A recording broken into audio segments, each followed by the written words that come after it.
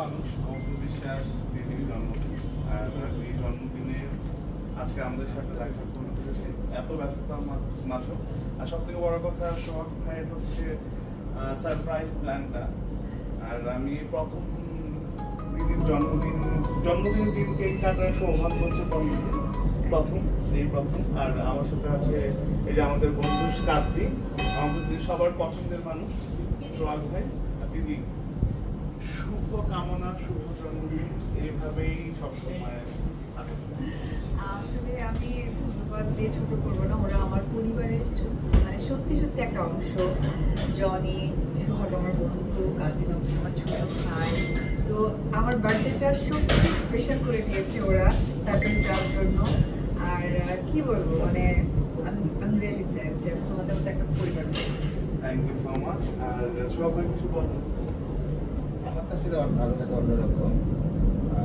গত বছর ব্যস্ততার কারণে আমাদের একসঙ্গে কেক কাটা হয়নি, কিন্তু 2009-10 সাল থেকে একসঙ্গে সব জন্মদিন কেক কাটা হয়েছে। আজকে আমার হলো, সবসময় তো হয় না, মানুষের ব্যাটে বলে মেলে না, কিন্তু এখন থেকে নিশ্চয়ই নির্মিত হবে।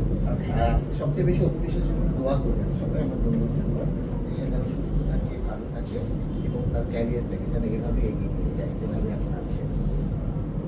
আর একটা জিনিস আমি বলি, আমি পরশুদিন দেখলাম সোহাগ ভাই হচ্ছে একটা পুরনো একটা ক্লিপ ছেড়ে দিয়েছে একটা প্রোগ্রামে, প্রথম সে যে কেন এলো না কিছু ভালো লাগছে, সেটা এত সুন্দর লাগতেছে, আমি প্রত্যেকটা বলতে চাইছিলাম যে হ্যাঁ, ওটা কোরিওগ্রাফি করেছিল সোহাগ।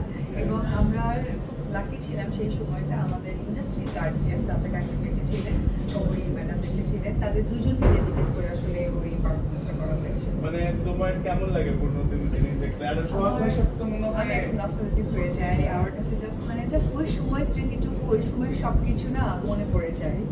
ওকে, আমার কাছে মনে হয় যে সোহাগ ভাইয়ের সাথে তুমি এত পরিমাণ কাজ করছো, মানে এত তার কোরিওগ্রাফিতে এত পরিমাণ কাজ করছো, যেটা আমার ওই কোরিওগ্রাফির একটা কথা খুব মনে আছে।